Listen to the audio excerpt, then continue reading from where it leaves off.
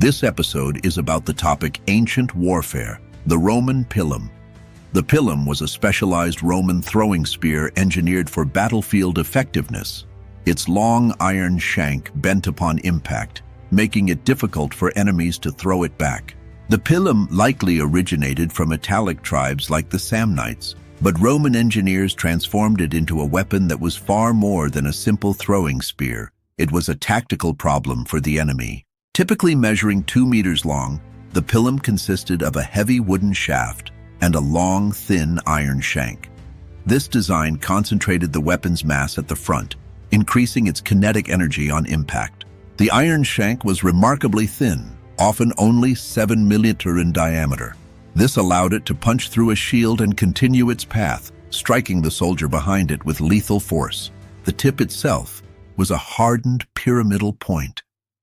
Unlike a flat spearhead, this shape was designed to punch through wood and leather, and its wider base made it extremely difficult to pull out.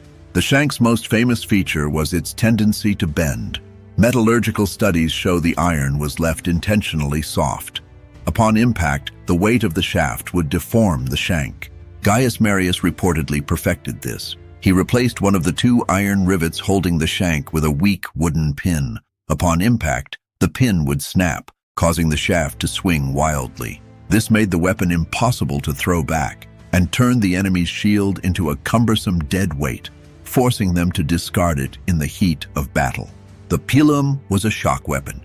Legions would throw their pila in a massive, coordinated volley at a range of 15 to 25 meters, just moments before the lines clashed.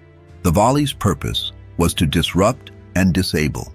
An enemy struggling with their shield was easy prey for the Roman legionaries' gladius that followed just seconds later. While a projectile, it was also a capable spear.